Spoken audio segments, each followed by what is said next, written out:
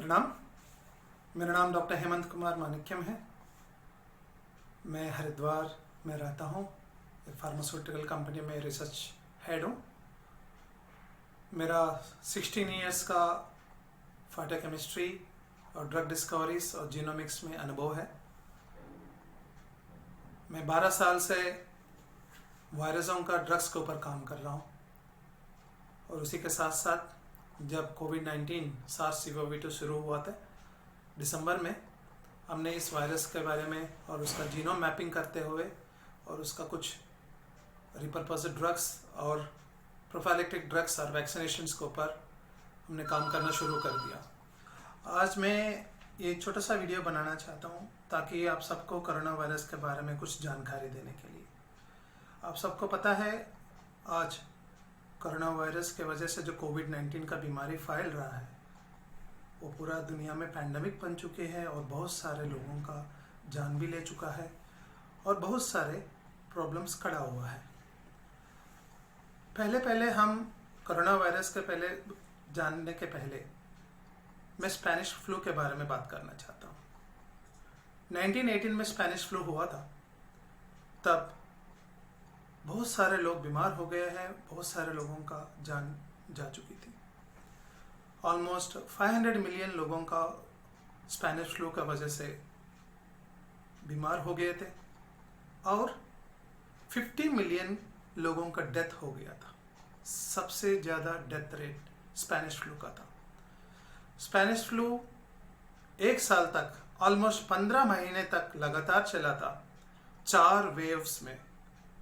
पहले वेव में बहुत कम लोग मरे थे, लेकिन जो सेकंड वेव आया था वो बहुत खतरनाक निकला है। बहुत सारे लोगों का जान ले लिया था। स्पेनिश फ्लू 1918 में शुरू हुआ और 1919 दिसंबर में अपने आप अंत हो गया था, लेकिन तब तक 50 मिलियन लोगों का जान ले चुकी थी। तो ये स्पेनिश फ्लू के बारे में। स्पेनिश फ्लू और कोविड-19 का अंतर ये है, वो दोनों अलग अलग वायरस है। स्पेनिश फ्लू H1N1 के वजह से हुआ है जो ऑर्थोमिक्सेविरिडे फैमिली का है, और कोविड-19 SARS-CoV-2 वायरस के वजह से है जो कोरोनाविरिडे फैमिली का है। अब मैं इस कोरोना वायरस फैमिली के बारे में थोड़ा बहुत जानकारी देना चाहता हूँ। 1960 में पहली बार कोरोना वायरस को ढूंढा गया था। वियतनाम में और अमेरिका में रैट्स में हुआ था। पहले रैट्स में ये हेपेटाइटिस रैट वायरस के नाम पर शुरू हुआ था और उसके बाद बैट्स में भी ये वायरस आइडेंटिफाई किया गया है। तो 1960 में अमेरिका में इसका रिसर्च शुरू हुआ था। उस समय उन्होंने काफ़ी जानकारी दिया है। यह वायरस काफ़ी टेम्परेचर स्टेबल भी थी और ये बॉडी के अंदर काफ़ी ऑर्गन्स को इन्फेक्ट करने का क्षमता भी है। उसके बाद इस कोरोना वायरस फैमिलीज के ऊपर लगातार रिसर्च चलता ही रहा है। अनेकों वायरसों को इस परिवार के अंदर ढूंढा गया था। मेनली बैट वायरसेस में बैट में ये ज़्यादा पाया जाता है कोरोना वायरसेस। बैट इसके लिए एक रिजर्वायर होस्ट है। रिजर्वायर होस्ट का मतलब उसको कोई इन्फेक्शन नहीं होगा, कोई सिम्टम्स नहीं होगा, वायरस उसके अंदर ग्रो हो सकती है। और दूसरा, जानवरों में या मनुष्यों में वो फैलने का क्षमता होती है इस वायरस के अंदर। इसका मेन स्ट्रक्चर में स्पाइक प्रोटीन होता है, हीमोग्लूटिनेज एस्टरेज का प्रोटीन्स होता है, मेम्ब्रेन प्रोटीन्स होता है और एक एनवेलप होती है, लिपिड से बना होती है, फैट से। और उसके अंदर एक न्यूक्लियोक्लैप्सिड प्रोटीन के साथ बाइंड हुआ हुआ सिंगल स्ट्रैंडेड RNA उसका जीनोम के रूप में होता है। सो ये उसका स्ट्रक्चर है। कोरोना का मतलब है सूर्य भगवान का जो किरणें निकलता है वैसे दिखता है, इसलिए इसका नाम कोरोना रखा गया है, क्योंकि इसका जो स्पाइक प्रोटीन्स है वो सूर्य का किरणों की तरह दिखता है, इसलिए वो कोरोना वायरस बना गया है इसका नाम। स्पाइक प्रोटीन्स के वजह से जब ये आदमी के अंदर थ्रू रेस्पिरेटरी ड्रॉपलेट्स के द्वारा, जो इन्फेक्टेड इंसान होता है या कोई भी जानवर होती है, उसका जो रेस्पिरेटरी ड्रॉपलेट्स के वजह से ये बाहर निकलता है और उस रेस्पिरेटरी ड्रॉपलेट्स जब हम इनहेल करते हैं या श्वास के द्वारा लेते हैं, तब वो हमारा नॉस्ट्रिल्स के अंदर जाके वो इन्फेक्शन शुरू हो जाती है।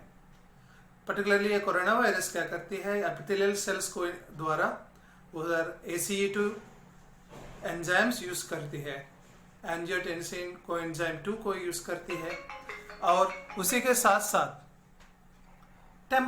TMPRSS2 रिसेप्टर्स को यूज करके हमारा ह्यूमन बॉडी का वो सेल्स के अंदर अपना रेप्लिकेशन साइकिल शुरू कर देती है। सो ये कोरोना वायरस का अपना स्ट्रक्चर और रेप्लिकेशन साइकिल के बारे में थोड़ा बहुत जानकारी है।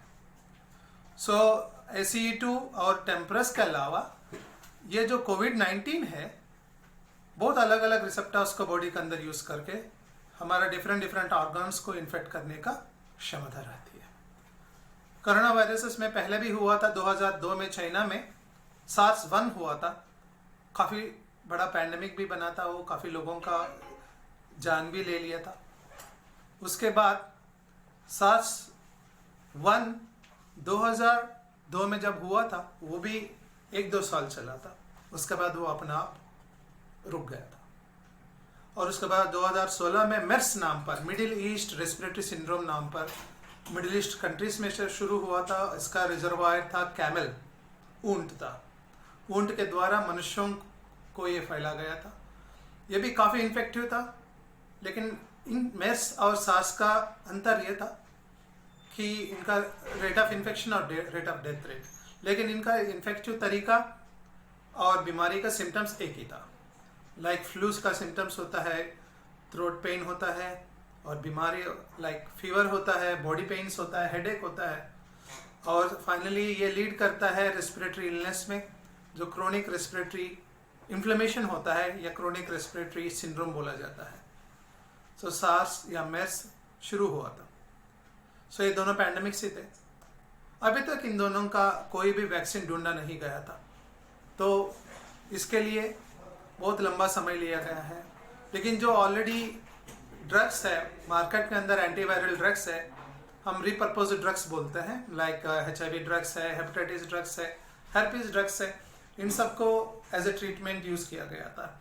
WHO का लिस्ट में, CDC central drug control research list में रिपर्पोज ड्रग्स का बारे में काफ़ी बोला गया है, जानकारी दिया गया है, लाइक लोपिनाविर, रिटिनोविर, असल्टामाविर, फेविराविर, ये सब एंटी फ्लू एंटीवायरल ड्रग्स को यूज़ किया गया है MERS और SARS को ट्रीटमेंट करने के लिए।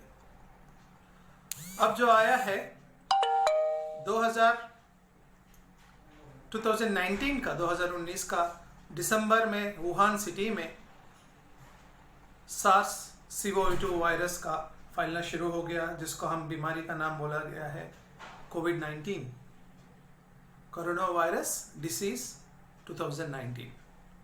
इस वायरस का और SARS-1 का जो 2002 में हुआ था बहुत करीब रिश्ता है, और ऑलमोस्ट 80% इन दोनों का जीनोम मिलता भी है, और ये भी बैट्स वायरसेस के द्वारा ही फैला गया है माना जाता है। हमने इसके ऊपर रिसर्च करना शुरू कर दिया था दिसंबर में।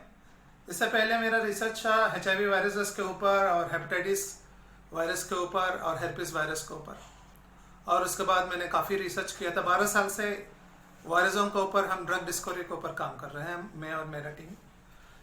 तो अभी जब इनका जानकारी शुरू हुआ था, हमने दिसंबर में इसका रिसर्च के बारे में करना शुरू किया था। इसका जीनोम एनालिसिस जब जनवरी में चाइना ने रिलीज़ किया है, उसका जीनोम मैपिंग करना शुरू किया है और जीनोम माइनिंग करना शुरू किया है। हम जनवरी में इसके बारे में कुछ इंटरेस्टिंग रिसर्च को लिंक्डइन के द्वारा हमने पोस्ट किया है कि ये वायरस काफ़ी अलग है। सार्स वायरस जो सार्स हुआ था 2002 में, और जितना भी इनका परिवार का कोरोना वायरसेस है उनसे थोड़ा सा अलग है इस वायरस का प्रॉपर्टी, कि जो उनका ACE2 बाइंडिंग एबिलिटी तो सेम था, उसके अलावा इस वायरस के अंदर अलग अलग रिसेप्टर्स को बाइंड करने का क्षमता भी है। और इसका जो जीनोम है RNA जीनोम है जो 29,000 के ऊपर किलो बेस पेयर्स का जीनोम है। हमने पूरा जीनोम मैपिंग करने के बाद हमको इतना समझ में आया था कि इसका वायरल जीनोम तो बाकी कोरोना वायरस से तो ज़्यादा मैच तो हो ही रही है, लेकिन जो 10% वेरिएशन का जो जीनोम था ये काफ़ी अलग है। और इस वायरस के अंदर जो जीनोम है ये काफ़ी ह्यूमन रिसेप्टर्स, अलग अलग रिसेप्टर्स को बाइंड करने का क्षमता भी है, मेनली ACE2, टेम्परस, इसके अलावा डेक्टिन रिसेप्टर्स, म्यूसिन रिसेप्टर्स और सी लेक्टिन रिसेप्टर्स को बाइंड करके ह्यूमन बॉडी को हर एक ऑर्गन को इन्फेक्ट करने का क्षमता इस वायरस के अंदर है। और सिम्टम्स फ्लू की तरह ही है। बाकी हमने जीनोम मैपिंग करते हुए इसका ड्रग्स जनवरी में रिपर्पोज ड्रग्स के बारे में बोला है हमने, लाइक रिपिनाविर, रिटेनाविर के साथ साथ असल्टमाविर, टाइमीफ्लू ड्रग्स है, फेविराप्रिविर जो जापान में चिकन बोर्ड वायरस के लिए चिकन वायरस फ्लू के लिए यूज़ किया जाता है। वो काफ़ी अच्छा रिजल्ट्स भी दिया था अलग अलग क्लिनिकल ट्रायल्स में। तो ये सब कुछ, और क्लोरोक्विन डेरिवेटिव्स लाइक हाइड्रोक्सीक्लोरोक्विन के अलावा क्लोरोक्विन फॉस्फेट, ये सब ड्रग्स को हमने जनवरी में लिंक्डइन पोस्ट के द्वारा हमने बोला है। और उसके अलावा हमने नेचुरल ड्रग्स के ऊपर भी काम किया है, प्रोफाइलैक्टिक ड्रग्स। अब मैं बोलना चाहता हूँ इस बीमारी को 3 स्टेजेस में हम रोकने का प्लानिंग किया है हमने। सबसे पहले आता है प्रोफाइलैक्टिक ड्रग्स, सेकंड में आता है एक बहुत अच्छा इनहिबिटरी न्यूट्रलाइजिंग एंटीबॉडी को डिस्कवर करके उसको बनाना, नंबर 3 पोजीशन में आता है वैक्सीन बनाना। आप सबको पता है जब 2002 और 2016 का मेर्स और सार्स का अभी तक वैक्सीन नहीं बना पाया और ड्रग्स भी नहीं बना पाया था, और जो अब लेटेस्ट 2019 का जो वायरस का है बारे में बोलना चाहिए तो आपको पता है वैक्सीन होने के थोड़ा समय लगेगा, लेकिन तब तक स्टेज 1 को हमने प्रपोज किया है प्रोफाइलैक्टिक ड्रग्स। प्रोफाइलैक्टिक ड्रग्स वो ड्रग्स होता है जो आदमी को लेने के बाद उस बीमारी को रोक सकते हैं। बॉडी के अंदर वो ड्रग्स इस वायरस को इनहिबिट कर सकते हैं हमारे सेल्स को बाइंड करने में। हमने काफ़ी ज़्यादा प्रोफाइलैक्टिक ड्रग्स को ढूंढा है। इन्फेक्शन को पहले ही रोकना बहुत इंपॉर्टेंट चीज़ होता है, प्रिवेंटिव मेजर। प्रिवेंटिव मेजर के लिए प्रोफाइलैक्टिक स्टेज 1 डिज़ाइन किया हमने ढूंढा था नेचुरल कंपाउंड्स में डैमरिन एंड एर्गोस्टाइन लैक्टोन कंपाउंड्स बहुत अच्छे तरीके से कोरोना वायरस को इनहिबिट कर सकते हैं। नेचर में बहुत सारे डैमरिन और एर्गोस्टाइन लैक्टोन बहुत सारे मिलते हैं, सोरानेसे फैमिली में, कन्वल्यूसे फैमिली में, फैबेसे फैमिली में ये कंपाउंड्स डैमरिन और एर्गोस्टाइन कंपाउंड्स काफ़ी ज़्यादा मात्रा में मिलता है। हमने बहुत सारे कंपाउंड्स के ऊपर in silico methods, high throughput screening method से हमने कोशिश किया है, और ये सब ड्रग्स उस वायरस को ACE2 इनहिबिटर, ACE2 से बाइंड करने का प्रॉपर्टी को रोक दिया गया है। दैट मीन्स ये इनहिबिटर्स की तरह ये कंपाउंड्स काम किया है। इसलिए हम प्रपोज किया है कि डैमरिन, एर्गोस्टाइन, लैक्टोन कंपाउंड्स को हम प्रोफाइलैक्टिक ड्रग्स के द्वारा तुरंत जितना जल्दी हो सकता है उतना जल्दी हम उस दवाओं को बना के हम एक छोटा सा क्लिनिकल ट्रायल के माध्यम से या इन विट्रो स्टडीज करके, इनहिबिशन एक्टिविटी स्टडी करके तुरंत इसको सब पब्लिक में बांटा दिया जाए, ताकि इस वायरस से पहली बार हम इसका स्प्रेडिंग एबिलिटी को हम रोक सकते हैं। तो जब ये धीरे धीरे हम एंटीबॉडी डिज़ाइन जो हमने डेवलप किया है उस एंटीबॉडी को हम सिंथेसाइज करके अच्छा मात्रा में इसको बहुत जल्दी 3 से लेकर 6 महीने के अंदर हम दे सकते हैं। प्रोफाइलैक्टिक ड्रग्स के बारे में जो मैंने पहले बोला था वो ऑलरेडी अवेलेबल है, वो तुरंत हम दे सकते हैं ताकि हम उस वायरस को स्प्रेडिंग को हम रोक सकते हैं। सब पीपल को इसका वायरस के खिलाफ अच्छे से रेसिस्टेंस आएगा।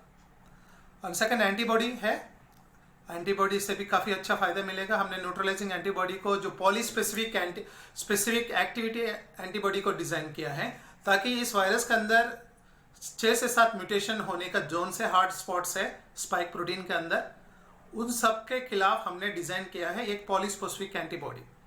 अगर उस पॉलीस्पेसिफिक एंटीबॉडी को हम बना के सबको भी दे सकते हैं तो ये वायरस रुक जाएगा। सबसे लास्ट स्टेप है हमारा वैक्सीन डिजाइनिंग।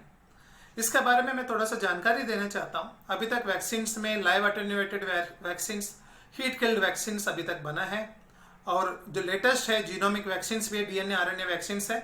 जो मॉडर्ना कंपनी अमेरिका का आरएनए वैक्सीन किया है उसका क्लिनिकल ट्रायल्स चल ही रहा है, लेकिन उतना अच्छा खास रिजल्ट तो नहीं आया है, लेकिन अभी भी उनका रिसर्च चल ही रहा है क्लिनिकल ट्रायल्स। लेकिन हमारा एक नया आइडिया आया है। हमने इस पूरा जीनोम मैपिंग करने के बाद इंडियन सिस्टम, इंडियन सिनेरियो में हमको ये पता चला इसका 7 से लेके 8 वेरिएशन बन चुकी है। ये वायरस 7 से लेके 8 variation, different types of corona virus, SARS-CoV-2, कोविड-19 7 तरीके हो चुके हैं। लेकिन इनमें मेनली 3 तरीके हैं, 3 टाइप्स है, जो गुजरात, महाराष्ट्र और तेलंगाना ऐसा एरियाज में इसका सर्कुलेशन ज़्यादा है इस वैरायटी का। 3 वैरायटी है। एक तेलंगाना का जो मिडिल म्यूटेंट स्ट्रेन है, तो ये माइल्ड पैथोजेनिक है, बट इसका स्प्रेडिंग एबिलिटी काफ़ी ज़्यादा है। और जो गुजरात और महाराष्ट्र का है, इन दोनों का काफ़ी हाईली म्यूटाजेनिक और पैथोजेनिक स्ट्रेन्स है। ये भी हमने ढूंढा है, और हमने एक वैक्सीन बनाया है, इसका नाम है ट्रिपल कैट वैक्सीन।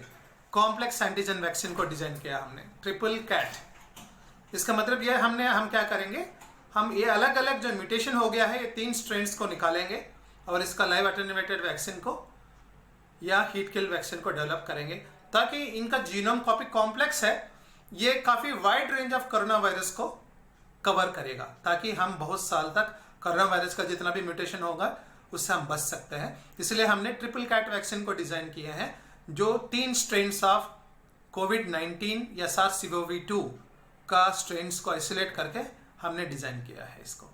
ये काफ़ी अच्छे है, इसका टाइम लगेगा, लेकिन इसलिए हम प्रोफाइलैक्टिक ड्रग और एंटीबॉडी को पहले लाइन में लेंगे, ताकि इस वायरस का स्प्रेडिंग को हम जल्दी तुरंत रोक सकते हैं।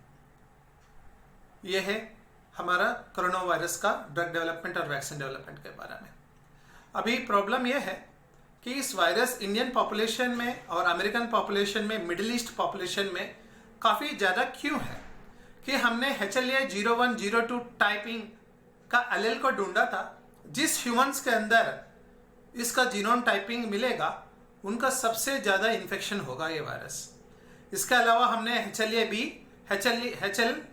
टाइप और HLA-C टाइप का एलेल्स को भी, 3 वेराइटीज़ का एलेल्स को, जीन वेराइटीज़ को ढूंढा है जो ह्यूमन बॉडी में होता है, जिनके अंदर HLA-01-02 और HLA-HLB, HLC का 3 डिफरेंट वेराइटीज़ का जीनोम एलेल्स है, उनका ये काफ़ी ज़्यादा मात्रा में इन्फेक्शन होगा। हमने एक पेपर भी अभी पब्लिशिंग में भेज रखा है। तो जिन ह्यूमंस में बॉडी में अंदर ये जीन्स मिलेगा, ये HLA टाइपिंग का जीन्स मिलेगा, उनको काफ़ी ज़्यादा इन्फेक्शन रेट और डेथ रेट होने का ज़्यादा होगा।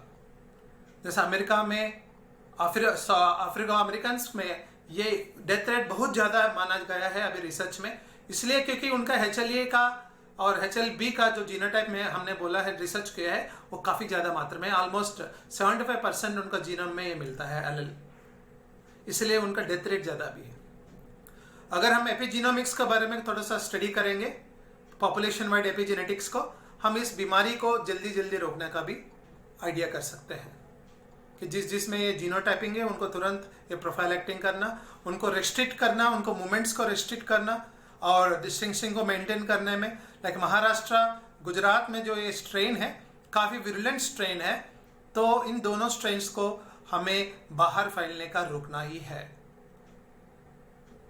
तो इसलिए सोशल डिस्टेंसिंग के अलावा अभी हम सबको अपना जिम्मेदारी और गवर्नमेंट को भी ये प्लानिंग करना है, क्योंकि जैसा स्पेनिश फ्लू और SARS-1 जैसा वो 2 साल तो लगातार चले थे और 2 साल के बाद अपने आप स्लो होना शुरू हो गया है। इस वायरस का भी ऐसा ही होगा। तो इसलिए ये 2 साल हमारे लिए काफ़ी इम्पोर्टेंट चीज़ है।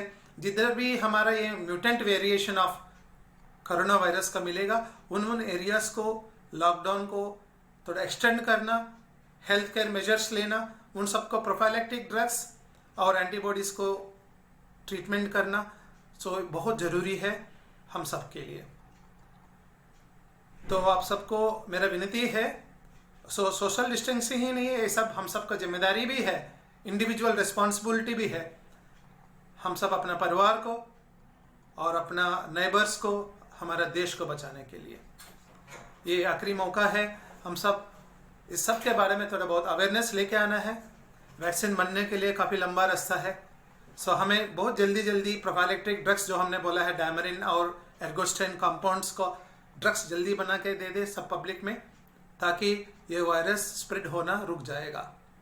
और सेकेंड एंटीबॉडी भी बहुत जल्दी डिज़ाइन, जो हमने ऑलरेडी डिज़ाइन किया था, उसको हम जल्दी बना के भी हम एज ए ड्रग दे सकते हैं। कोविड-19 के बारे में मैंने काफ़ी जानकारी दिया हूँ। अभी इसका बीमारी में क्या क्या सिम्टम्स होता है और उनका बॉडी में मेटाबॉलिज्म के हिसाब से मैं कुछ जानकारी देना चाहता हूँ। जब कोविड-19 का इन्फेक्शन होता है, आदमी के अंदर काफ़ी ज़्यादा चेंजेस आते हैं, like inflammatory factors. Mainly lungs का इन्फ्लेमेशन होता है कीमोकाइंस के वजह से। बॉडी के अंदर बहुत सारे कीमोकाइंस रिलीज होता है, लाइक इंटरल्यूकिन 6, इंटरल्यूकिन 8 और इंटरल्यूकिन 2। इनके वजह से हमें काफ़ी सीवियर इन्फ्लेमेशन होता है लंग्स के अंदर, जिसकी वजह से हम सीवियर एक्यूट रेस्पिरेटरी सिंड्रोम शुरू हो जाता है।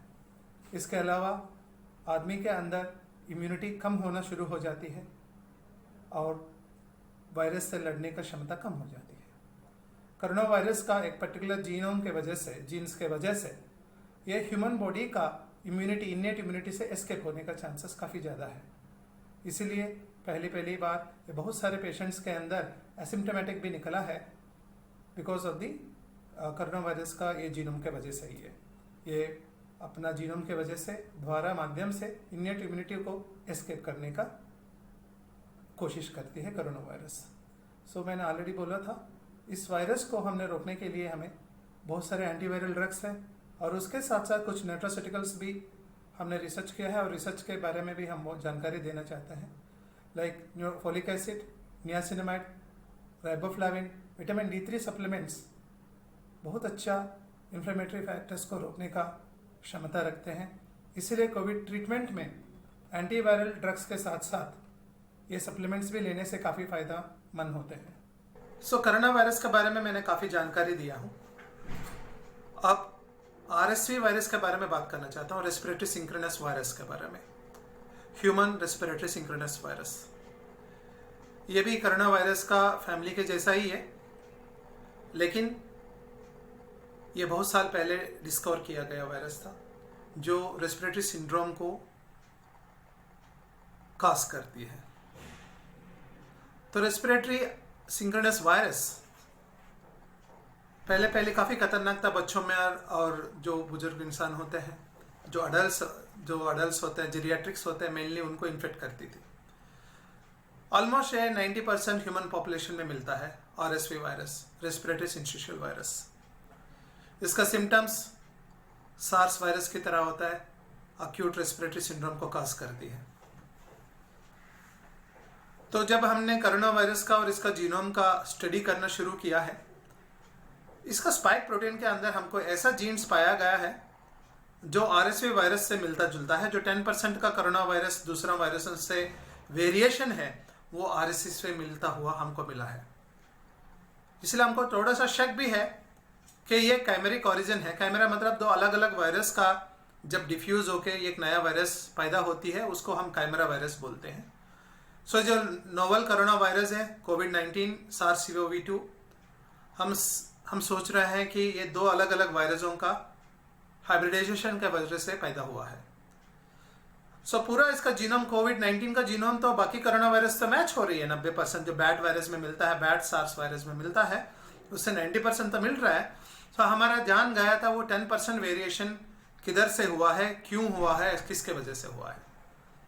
हम स्टडी करते हुए हमको ये डिस्कवर किया है, जो स्पाइक प्रोटीन के अंदर छुपा हुआ रहस्य को हमने ढूंढा है, उसमें RSV जीनोम का, RSV वायरस, रेस्पिरेटरी सिंशियल वायरस का जीनोम का मात्र ऑलमोस्ट 7% के ऊपर मिला है, जो हमको थोड़ा बहुत आइडिया दिया है कि कुछ कैमेरिक ओरिजिन RSV वायरस से भी कोविड-19 से जुड़ा है। इसीलिए इस वायरस का जो साइज है 74 to 110 नैनोमीटर्स का साइज भी है RSV वायरस की तरह, और उसका प्रॉपर्टीज और उसका जो बच्चों को इन्फेक्ट करने का जो तरीका है जो अब हो रहा है प्रेजेंटली, और जो उनका सेप्सिस का सिम्टम्स बाहर आ रहा है बच्चों के अंदर, बॉडी के अंदर जो रैशेस हो रहा है बच्चों का, जो अभी नया सिम्टम्स दिख भी रहा है, और जेरियाट्रिक्स जो ओल्ड एज पीपल के अंदर भी जो सिम्टम्स आ रहे हैं RSV से काफ़ी मिला जुका है। तो इसीलिए हमने उसका जीनोम माइनिंग करते हुए स्पाइक प्रोटीन के अंदर जो छुपा हुआ रहस्य को हमने ढूंढ निकाला है, जो RSV वायरस का जीनोम से वो 10% मैच हो गया था। ये हमारा एक और रिसर्च था, वो भी पब्लिकेशन में है, जो RSV वायरस और जो सार्स 2002 में हुआ था, इन दोनों का कैमरे का ओरिजिन में प्राकृतिक वजह से या कुछ फोर्सेस के वजह से इन दोनों का सिंक्रोनाइज होके हाइब्रिडाइज होके एक नया वायरस निकाला है, वो कोविड-19 है। इसी के वजह से ये वायरस काफ़ी खतरनाक भी बन चुकी है। इसका बॉडी के अंदर फैलने का, अलग अलग ऑर्गन्स को इन्फेक्ट करने का क्षमता भी बहुत ज़्यादा है। इवन दो इसका डेथ रेट 2 से लेकर 4% तक है, लेकिन स्प्रेडेबिलिटी काफ़ी ज़्यादा है। ये ह्यूमन टू ह्यूमन ट्रांसमिशन के वजह से होता है भी है, मेनली थ्रू रेस्पिरेटरी ड्रॉपलेट्स, जो हमारा मुंह से जो ड्रॉपलेट्स निकलता है छींकने से या खांसी से और बोलने में, तो ये वायरस उनके द्वारा फैल जाता है। एक 1% to 1% फैलता है, और 1 मीटर दूरी भी इसके लिए कम माना जाता है। कि अभी रिसर्च में ये पता चला कि इवन 10 मीटर्स पर भी ये वायरस फैलने का क्षमता रखती है। एक बड़ा रूम जिसमें 9 फीट का रूम भी है, उस रूम में भी फैल जाती है, और एक रूम में ऑलमोस्ट हवा में ये आधा घंटे के ऊपर रहती है, और सरफेसेस में 3 से लेके 72 आवर्स के ऊपर भी रखने का क्षमता भी इस वायरस के अंदर है। और ये टेम्परेचर स्टेबल वायरस भी माना जाता है। और 1960 में जो रिसर्च पब्लिकेशन हुआ था, उन साइंटिस्टों ने अमेरिका में क्लियरली बोला है 1960 का पेपर में कि ये वायरस 45 डिग्रीज तक काफ़ी स्टेबल रहा था। तो ये सब कुछ अलार्मिंग सिचुएशन है हम सब के लिए, इसको लाइटली नहीं लेना है हमें, इसको पर काफ़ी सीरियसली हमारे देश को समझना है, क्योंकि हमारा जीनोम वेरिएशन काफ़ी ज़्यादा है। एपिजेनेटिक्स हमारा देश में काफ़ी ज़्यादा वेरिएशन है। जो HLA-102 और HLA-B और HLA-C जो जीनोटाइप्स के बारे में मैंने बोला था, वो हमारे देश में ऑलमोस्ट 25% वेरिएशन से मिलता है। इसीलिए इस वायरस का स्प्रेडेबिलिटी हमारे देश में ज़्यादा होने का चांसेस भी है, और आने वाले समय में ये म्यूटेशन भी होके काफ़ी खतरनाक भी होने का चांसेस है। इसलिए हम सब का जिम्मेदारी है इसको तुरंत इसी स्टेज में रोक के, इसका स्प्रेडिंग एबिलिटी को रोक के, इसका म्यूटेशन ना होने देना हम सबका कर्तव्य है। धन्यवाद।